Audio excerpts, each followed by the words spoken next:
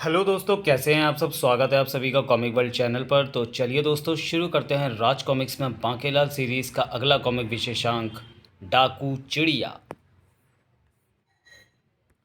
संजय गुप्ता पेश करते हैं हास्य सम्राट बांकेलाल का हास्य कॉमिक विशेषांक, डाकू चिड़िया। दहेजगढ़ में जब भी किसी दुल्हन की विदाई होती है तो दुल्हन व दुल्हन पक्ष के लोगों को आंसुओं के इतने मोती नहीं बहाने पड़ते जितना दान दहेज देना पड़ता है। चूल्हा चौका बर्तन रजाई बिस्तर खटिया श्रृंगार का सामान वस्त्र आभूषण, 2 बैल, 1 गाय, 1 गधा, 5 मुर्गियाँ, धान व गेहूँ के 5-5 बोरे, मिष्ठान, सभी कुछ रख दिया है पुत्री फूल कुंवारी। ये तेरा दहेज है। बाबुल की दुआएं लेती जा, जा तुझको सुखी संसार मिले। ससुर जी, अब दुआएं ही देते रहोगे या दहेज का सामान बैलगाड़ियों में भी लदवाएंगे। जा पुत्री जा, मैके की कभी ना याद आए, ससुराल में इतना प्यार मिले। मैके की याद तो हर माई करनी पड़ेगी माता श्री। दहेजगढ़ की प्रथा के अनुसार यहाँ बेटियों को प्रत्येक माह दहेज देना पड़ता है। हाय माता पिताश्री, आप तो लुट गए। नहीं पुत्री, हम नहीं लुटेंगे।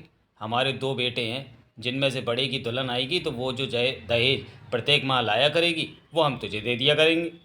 और बेटी, हमने तेरी ननद को पसंद भी कर लिया है। माता पिताश्री, ये कहकर तो आपने मेरे दिल का बोझ ही हल्का कर दिया और मेरा बढ़ा दिया। डोली विदा होने के पश्चात, पुत्र छोटे, बड़े के विवाह को अभी कुछ समय लगेगा। दहेजगढ़ की प्रथा के अनुसार तुम जानते हो ना कि तुम्हें अब कहाँ जाना और क्या करना है। जी हाँ पिताजी, अवश्य जानता हूँ। कृपया मुझे आज्ञा प्रदान करें। जाओ पुत्र, अपने माता पिता का नाम खूब कलंकित करो। अच्छा गांव वालों, हम तो चले परदेश, हम परदेसी हो गए। छूटा अपना गांव, हम परदेसी हो गए। डाकूगढ़ का महाभयंकर डाकू। हे डाकू चिड़िया।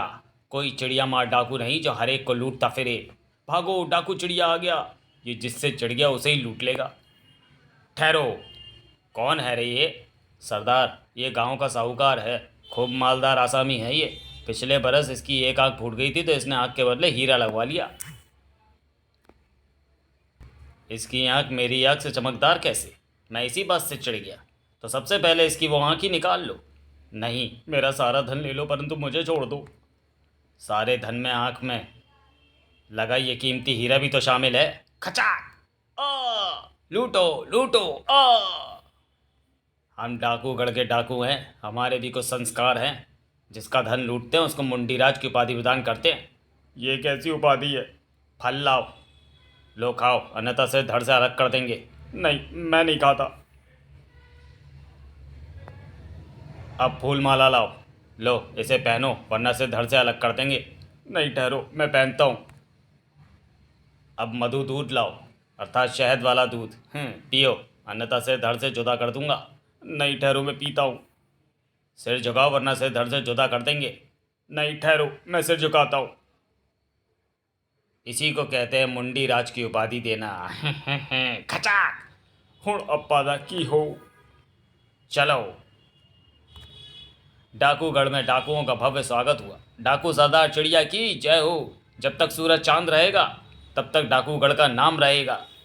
सरदार डाकू दशमी उत्सव मुबारक हो। तुम सबको भी डाकू दशमी दिवस बहुत मुबारक हो। सरदार, दहेजगढ़ से एक और भाई अपनी बहन के दहेज का प्रबंध करने के उद्देश्य से डाकू बनने डाकूगढ़ आया है। ओह, डाकूगढ़ में दहेजगढ़ के लोगों का नाम स्वर्णिम अक्षरों में लिखा जाएगा। इसको अपने दल में शामिल कर लो। इसको डाकू दशमी उत्सव की प्रथा समझाओ। जो आज्ञा सरदार।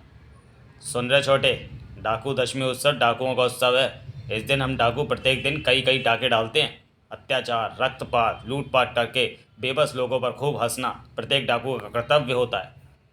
अपने शिकारों की मुंडियों पर दिए जलाकर हम डाकुओं के देवता मुंडीराज की पूजा अर्चना करते हैं। इससे मुंडीराज प्रसन्न होकर भले लोगों को सताने के लिए हमें शक्ति सामर्थ्य प्रदान करते हैं।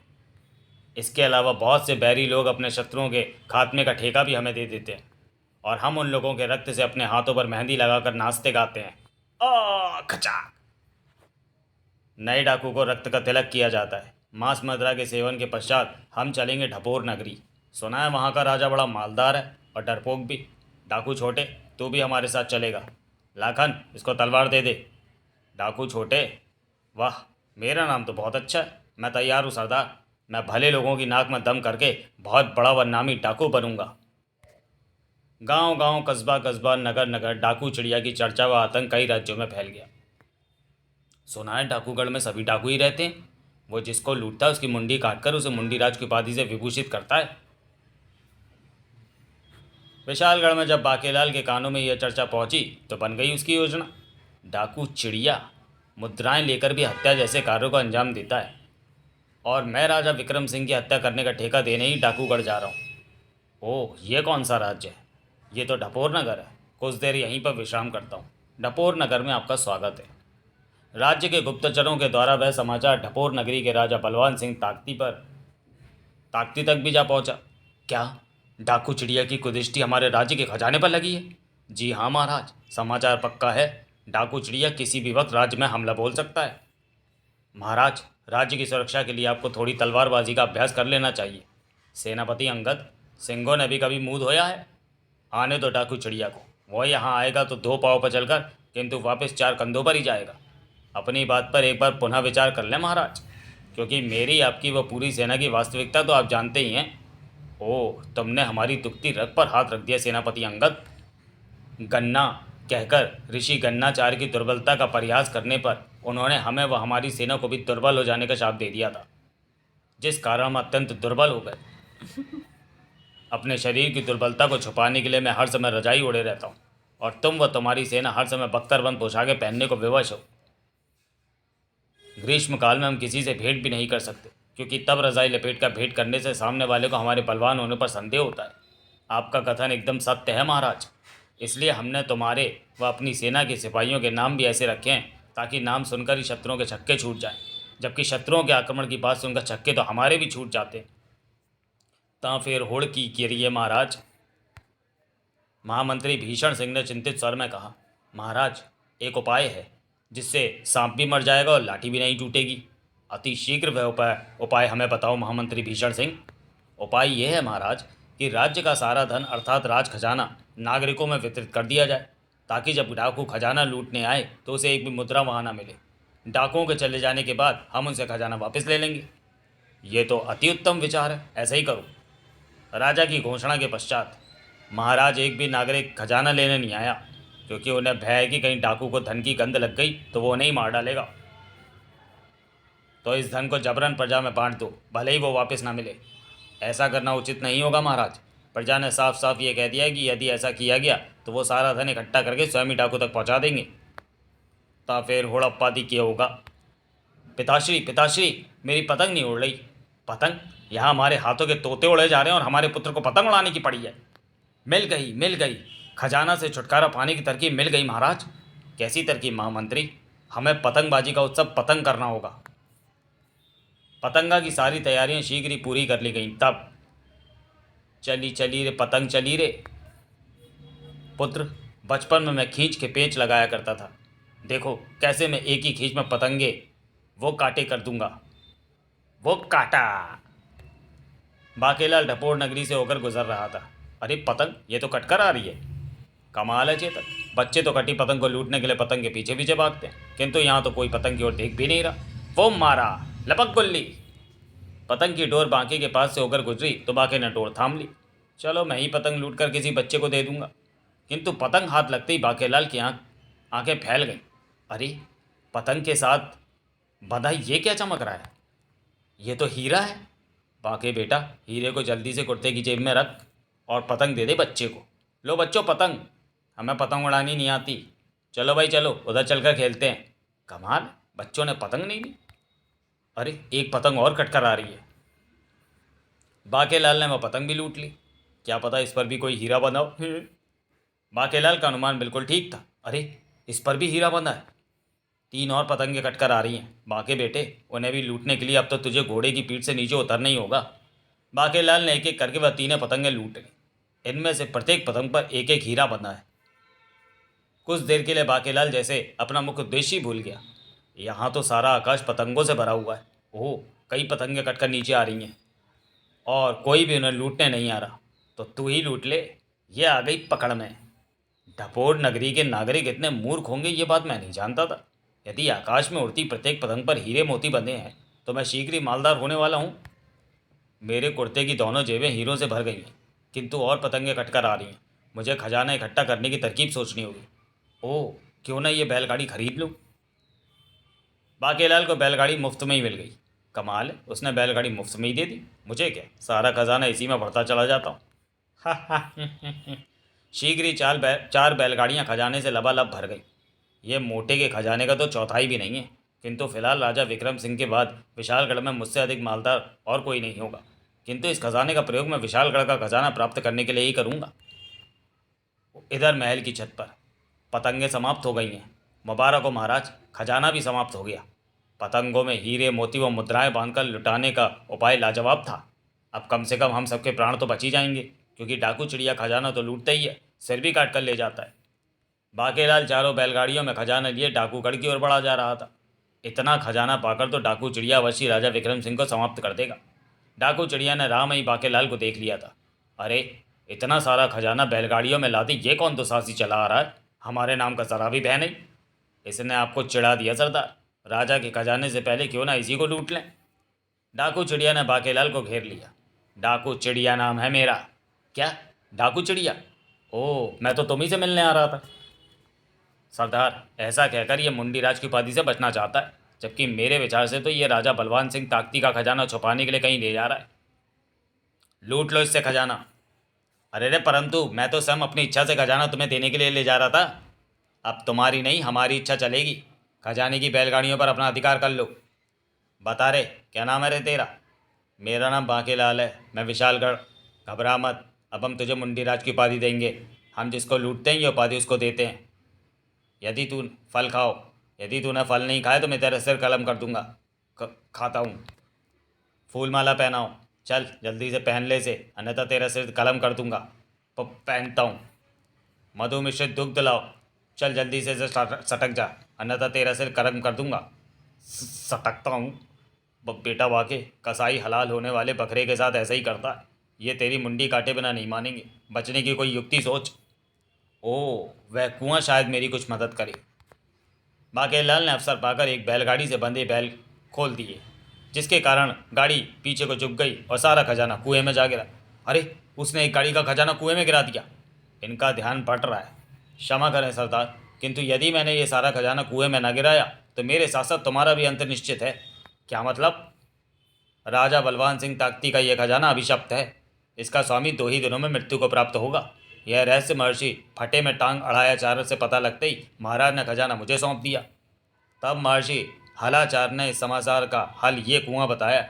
यदि सारे खजाने को बैलगाड़ी में भरकर कुएं में गिराकर पुनः बाहर निकाला जाए तो इससे अभिशप्त खजाने का शाप मिट जाएगा, अन्यथा इसका स्वामी मारा जाएगा। यदि तुम मुझसे छीन कर इस खजाने के स्वामी बनते तो तुम्हारी मृत्यु का दोष मुझे भी लगता और मैं कुत्ता बन जाता। इसलिए मैं खजाना कुएं में गिरा दिया। यदि ये बात सत्य है तो पहले हम सारा खजाना कुएं में गिराएंगे। चलो जल्दी करो, सारा खजाना कुएं में गिरा दो। कुआं खजाने से लबालब भर गया। बाकेलाल, अब तो इस खजाने का शाप मिट गया।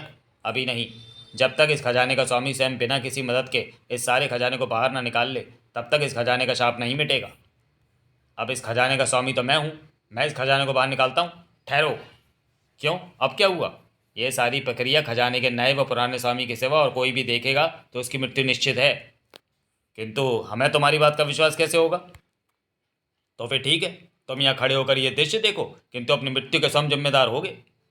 तुम सब जाओ और जब तक मैं ना पुकारूं मत आना। डाकू चिड़िया, अब तुम सारा खजाना कुएं में से बाहर निकाल सकते हो।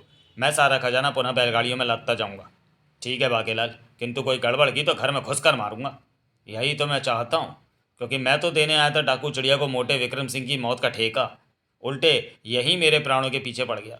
अब जो योजना मैंने बनाई है उसके अनुसार इसको मेरा पीछा करते हुए विशालगढ़ आना ही होगा। डाकू चिड़िया, एक बैलगाड़ी तो खजाने से भर चुकी है। ठीक है, अब दूसरी बैलगाड़ी भरनी शुरू करो। तब बाकेलाल, ये लो, ये आखिरी मुद्रा है। इसको तो मैं स्वयं ही लपक कर यहाँ से चलने को तैयार खड़ी बैलगाड़ियों में डाल दूंगा। बाकेलाल, खजाना तो मैंने बाहर निकाल दिया, मगर अब मैं बाहर कैसे निकलूँगा? तो मैं स्वयं ये कष्ट करने की कोई आवश्यकता नहीं है डाकू चिड़िया, क्योंकि मेरे जाने के पश्चात तुम्हारे साथी ही अगर तुम्हें बाहर निकालेंगे। अरे, बैलों के गले में बंधी घंटियाँ क्यों टनटना रही हैं? इसके लिए तो मैं विशालगढ़ में आना होगा। बाकेलाल दुष्ट, धोखेबाज, ये गद्दारी तुझे बहुत महंगी पड़ेगी। तो मुझसे बच नहीं पाएगा। उसके लिए तुम्हें विशालगढ़ में आना होगा, मैं वहाँ महल में रहता हूँ। डाकू चिड़िया बाकेलाल से बुरी तरह से चिढ़ गया था।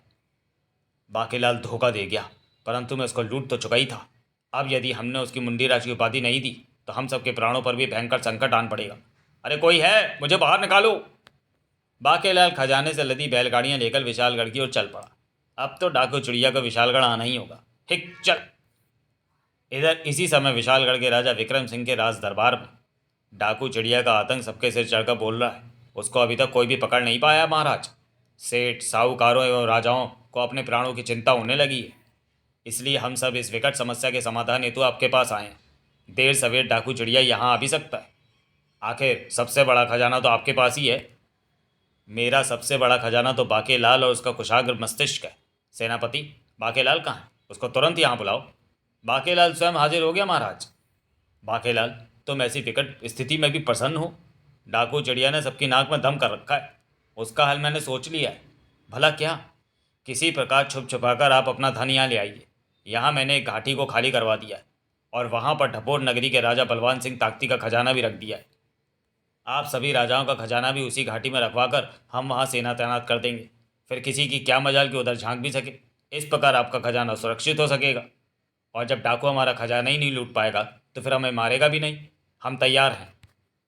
हम खजाना विशालगढ़ पहुँचाने का इंतज़ाम करते हैं। वाह, अब आएगा मज़ा, क्योंकि जब डाकू चिड़िया को किसी भी राजा के पास कुछ भी नहीं मिलेगा तो वो सीधा विशालगढ़ ही पहुँचेगा।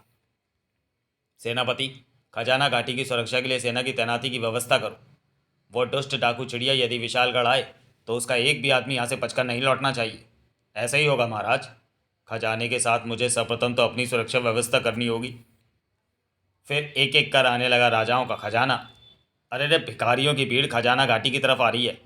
यहाँ खजाना रखा जा रहा है, बांटा नहीं जा रहा। सेनापति, मंगते के रूप में मैं राजा चंद्रगुप्त हूँ और भिखारियों के रूप में ये मेरी सेना व सेठ साहूकार हैं जो अपना धन खजाना लेकर यहाँ रखने आए। ओह, राजा चंद्रगुप्त। डाकुओं से बचने के लिए हमें ऐसा रूप धरना पड़ा। चलो, सारा धन महाराज विक्रम सिंह की सुरक्षा में खजाना घाटी में रख दो। ठहरो, पहले धन का विवरण कोषाध्यक्ष को देना होगा। खजाना घाटी भरने लगी। मैं अपना धन साधुओं के वेश में छुपा कर लाया हूँ। खजाने का विवरण कोषाध्यक्ष को लिखवाकर सारा खजाना खजाना घाटी में डाल दो। वाह, इस बार नहीं बचने का डाकू चिड़िया के हाथों। शीघ्र ही खजाना घाटी ऊपरी किनारों तक हीरे मोती जवाहरातों से लबालब भर गई। अब डाकू यहाँ आ भी जाए तो इतना सारा खजाना उठाकर ले जा नहीं पाएगा। फिर चप्पे चप्पे पर हमारे सैनिक छुपे हुए हैं। कुछ सैनिकों को हमने बंदरों की खालों में छुपा दिया है। डाकू चिड़िया यहाँ पर भी नहीं मार सकता महाराज। वो पर भी मारेगा, खजाना भी लूटेगा और राजा विक्रम को भी मारेगा। डाकू चिड़िया के हाथों के तोते उड़े हुए थे। बाकेलाल मुंडीराज की उपाधि प्राप्त किए जाने से पूर्व ही भागने में सफल हो गया। इसकी मुंडी काटने के साथ ही हमें डाकूगिरी भी जारी रखनी है। विशालगढ़ को कूच करने से पूर्व हमें सप्ताह भर का कार्य 2 दिन में पूरा करना होगा। सरदार, राजा मुद्रा के सैनिकों को कल मैंने आपका नाम सुनकर थर थर काँपते देखा था। तो फिर चलो, आज उसे ही लूटते हैं। मुद्रा नगर में भय फैल गया। डाकू चिड़िया आ गया। जो कोई भी रास्ते में आए उसको घोड़ों के पांव तले कुचल डालो। सरदार, हम तो महल के भीतर आ गए, परंतु हमें रोकने के लिए एक भी सैनिक नहीं आया। सब चूहे हैं, बेलों में जादू क्या होंगे। हैं। डाकू चिड़िया राज दरबार तक जा पहुंचा। डाकू सरदार चिड़िया का उसके साथियों सहित दरबार में स्वागत है। डाकुओं का स्वागत। कृपया जलपान ग्रहण करें डाकू जी। जलपान? सावधान सरदार, भोजन सामग्री में विष मिला हो सकता है। राजा, हमें राजकोष की राह दिखा। अवश्य, किंतु राजकोष तो खाली है। विशालगढ़ के राजा विक्रम सिंह को धन की आवश्यकता थी, हमने सारा धन उनको उधार में दे दिया। किंतु कहीं ना कहीं एक मुद्रा तो छोड़ी होगी, हम वही लूटेंगे और तुझे मुंडीराज की उपाधि देंगे। यहाँ केवल आटा, दाल, चावल और सब्जियाँ ही बची हैं जो तुम्हारे किसी काम नहीं आएंगी। बोझ ढोना है तो उन्हें लूट ले जाओ। हमें क्या भिखारी समझाए? हम डाकू हैं, धान नहीं, धन लूटते हैं। वापस चलो। बच गया मैं। किंतु अब क्या होगा सरदार? यदि हमने डाके नहीं डाले, धन संपत्ति नहीं लूटी, तो फिर अपनी बहन बेटियों को दहेज कैसे दे पाएंगे? हम दहेजगढ़ के लोग यहाँ आकर इसलिए तो डाकू बने ताकि प्रत्येक माह दहेज की व्यवस्था कर सके। चिंता मत करो, एक राजा के यहाँ धन नहीं मिला तो क्या हुआ, हम दूसरे निकटवर्ती राजा को लूटेंगे। चलो, राजा विराट के यहाँ डाका डालेंगे। राजा विराट कटोरा लिए खड़ा था। मेरा सारा धन विक्रम सिंह व कर्जा उतारने में चला गया। मैं और मेरे मंत्री दरबारी सैनिक सभी कटोरे हाथों में लेकर भीख मांगने जा रहे थे ताकि महल का खर्च निकाला जा सके। हुणकी होगा सरदार, टिकट टिकट टिकट टिकट। दूसरा राज्य भी निकट है। डाकू दल शीघ्र ही राजा शांत प्रशांत के यहाँ पहुंचा। सरदार राजा शांत तो आराम से बैठा पंखे की हवा खा रहा है, इस पर तो आपके नाम का बिल्कुल भी खौफ नहीं दिख रहा। दासी, पंखे की हवा तेज करो। अपना खजाना विक्रम सिंह को देकर मैं तो निश्चिंत हो गया। तुम्हें मेरा धन लूटना है तो वो तुम्हें राजा विक्रम सिंह के यहाँ ही मिलेगा। राजा विक्रम सिंह, राजा विक्रम सिंह, राजा विक्रम सिंह। हाँ, अब हमें तुरंत ही जाना होगा विशालगढ़। सरदार, आप चिढ़ गए? क्योंकि कल दहेज दिवस है और प्रत्येक मास का दहेज लेने हमारे परिवार के समधी लोग कल दहेजगढ़ आएंगे। यदि हमारे परिवार वाले उन लोगों को दहेज का सामान न दे पाए तो हमें मुंडी देवता को अपनी मुंडियाँ भेंट में देनी होंगी। ऐसा नहीं होगा सरदार, हौसला रखें। खजाना घाटी का खजाना देख देख कर बाकेलाल के मुंह में पानी आ रहा था। डाकू चिड़िया के हाथों मोटे मुच्छड़ के मरते इस खजाने पर मेरा अधिकार हो जाएगा। मैं एक भी राजा को यहाँ से एक भी हीरा मोती नहीं ले जाने दूंगा। क्यों सेनापति, यहाँ पर सब ठीक ठाक है ना? मेरे रहते भला यहाँ क्या गड़बड़ हो सकती है? चारों ओर सैनिक ही सैनिक पहरे पर हैं।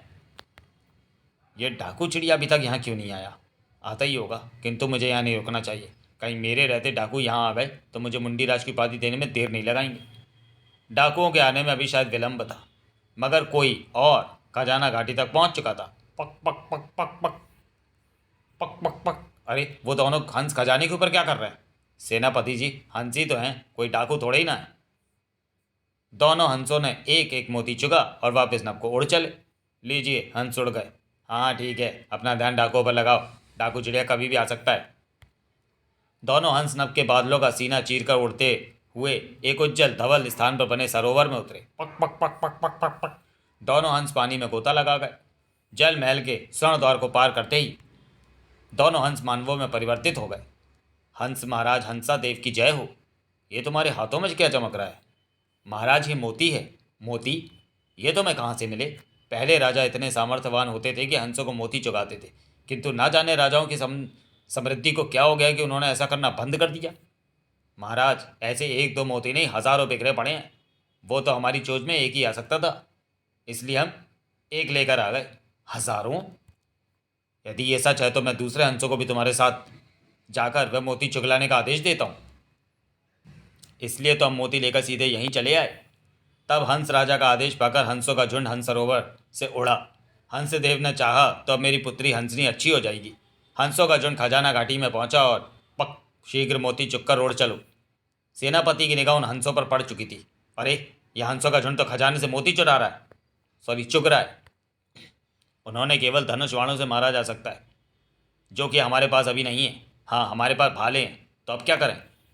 सेनापति जी, अब कुछ करने की आवश्यकता नहीं है, क्योंकि हंस मोती चुगकर उड़ गए हैं। ओह, हमारा ध्यान डाकों पर ही लगा रहा, हम तो भूल ही गए कि हंस मोती चुग लेते हैं। इधर विशालगढ़ में बाकेलाल की बेचैनी बढ़ती जा रही थी। कमाल है, अभी तक डाकू चिड़िया विशालगढ़ नहीं पहुंचा। वाह, नहा धोकर घोड़े साफ सुथरे और चमकदार हो गए।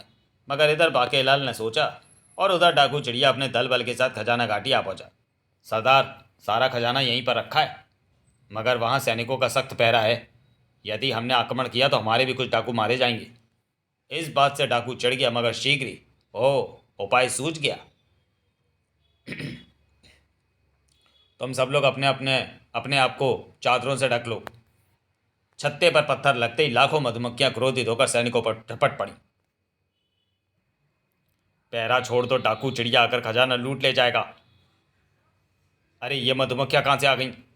चाहे ततैया भी आ जाएं, डटे रहो मुन्ना भाई, ये इम्तिहान की घड़ी है। खड़े रहो मुन्ना भाई, अब उन्हें उनके स्थान से हिलाएगा हमारा आक्रमण।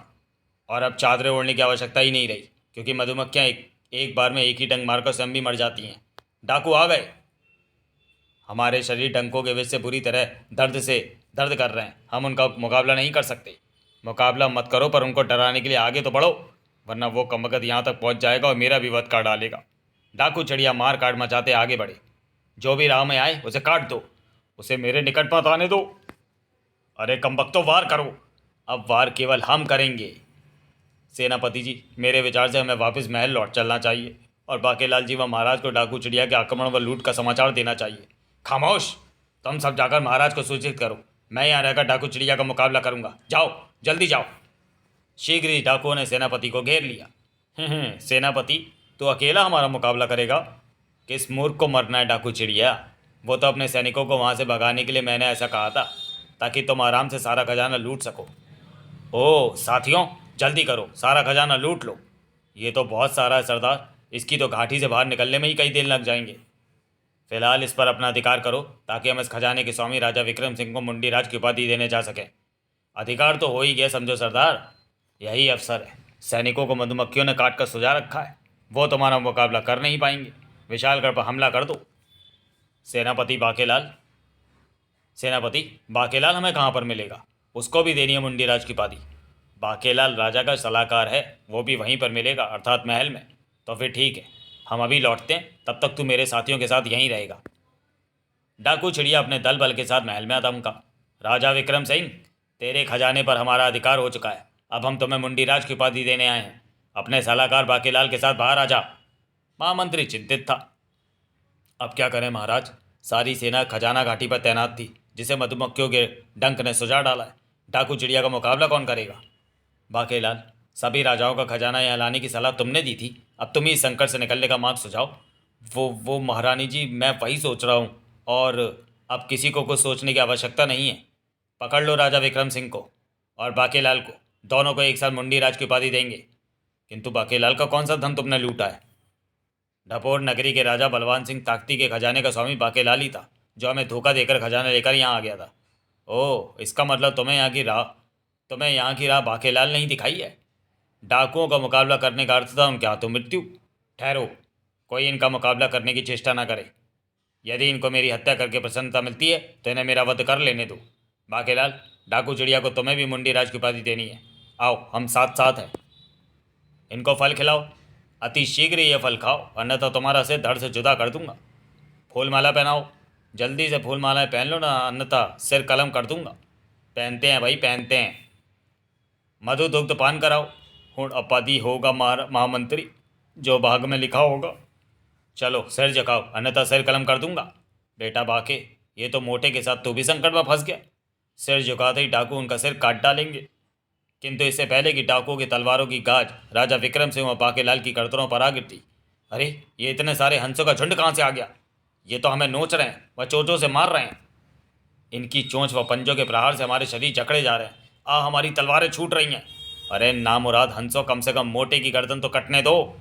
दोनों को मुंडी राज की उपाधि दिए बिना हम भाग भी नहीं सकते। सरदार, अब क्या करें? थोड़ी देर में सभी डाकू भूमि पर अकड़े गिरे पड़े थे। अरे इन हंसों ने तो कमाल कर दिया, ये हंस आए कहाँ से? इन्हें मैं लाया हूँ। सेनापति, तुम इन्हें लाए, परंतु ये कौन है? महाराज, ये हंस वास्तव में हंस लोग के हंस हैं। ये देखिए, ये हंसों का राजा है। महाराज को मेरा प्रणाम। महाराज, आपके खजाने से उठाए गए चंद मोतियों से हमने बनाया मोतीचूर का लड्डू, जिसका भोग पाकर हंसदेव प्रसन्न हो गए और उन्होंने मेरी पुत्री को दिया शाम वापस ले लिया, जिससे वो ठीक हो गई, अन्यथा वो आजीवन पत्थर की मूर्ति बनी रहती। ओह, तो ये बात है। किंतु उन्होंने आपकी पुत्री को शाप क्यों दिया था? मेरी फूटी किस्मत के लिए। महाराज, मेरी पुत्री हंसनी ने इस बिरादरी से बाहर के एक मानव युवक पड़ोसी से प्रेम करने की गुस्ताखी की थी। मुझे अपनी पुत्री का विवाह पड़ोसी से करने में कोई ऐतराज़ नहीं था, किंतु पड़ोसी जिस गांव में रहता था वहाँ के लोग लोभी थे। उन्होंने मुझसे दहेज की मांग की। मैं दहेज प्रथा के विरुद्ध था। मेरे इनकार करने पर उन्होंने मेरी पुत्री हंसनी से पड़ोसी का विवाह करने से इनकार कर दिया। इस बात से शुभ होकर हंसदेव ने मेरी पुत्री को शाप देकर पत्थर का बना दिया, और पड़ोसी ने हंसनी की याद बुलाने के लिए एक व्यापारी दहेजी चंद की पुत्री मुद्रावती के साथ विवाह कर लिया, जो एक कान से बहरी थी, दूसरे से सुन नहीं सकती थी। एक आंख से कानी थी, दूसरी से देख नहीं पाती थी। एक हाथ से टुंडी थी, दूसरे को लकवा मारा हुआ था। एक टांग से लंगड़ी थी, दूसरी से चल नहीं सकती थी। बाल सिर के स्थान पर नाक के नीचे और थोड़ी पर थे। मगर तुम ये सब कैसे जानते हो? क्योंकि मैं वही लड़का पड़ोसी हूँ हंसराज, जिसे उसके पूरे गांव सहित आपने ही शाप दिया था कि आज के बाद मेरे गांव की कोई भी कन्या बिना दहेज के ब्याही नहीं जाएगी, और यही नहीं, गांव वालों को प्रत्येक माह दहेज देना पड़ेगा। इस शाप के कारण गांव का नाम दहेजगढ़ हो गया, और दहेज देने के लिए प्रत्येक परिवार का एक युवक डाकू बनने लगा। डाकू इतने बढ़ गए कि पूरा डाकूगढ़ ही बनाना पड़ा। मुझे क्षमा कर देना हंसनी, दहेज कभी नहीं लेना चाहिए। ओह, तो ये बात है। हाँ, दुल्हन को ही दहेज समझना चाहिए। अब जब मेरी पुत्री का शाप हट चुका है तो मैं दहेजगढ़ के लोगों का शाप भी वापस लेता हूँ। तो फिर हमें भी डाकू बनने की आवश्यकता नहीं रह जाएगी। तो बोलो हंसराज की बेड़ा गर्क जय। तब तक बाकेलाल अपनी गर्दन बचाने का उपाय सोच चुका था। महाराज, अब तो आपको पता ही चल गया होगा कि मैं टपोर नगरी के राजा का खजाना लेकर यहाँ क्यों आ गया था, और मैंने शेष राजाओं का खजाना भी खजाना घाटी में रखने की राय क्यों दी थी। हाँ बाकेलाल, क्योंकि भगवान शिव ने तुम्हें ऐसा करने की भविष्यवाणी की होगी। दे पुच्ची। समाप्त। तो चलिए दोस्तों, वीडियो को यहीं समाप्त करते हैं और मिलते हैं बाकेलाल सीरीज के अगले कॉमिक विशेषांक चटनी स्वयंवर में। तब तक के लिए धन्यवाद।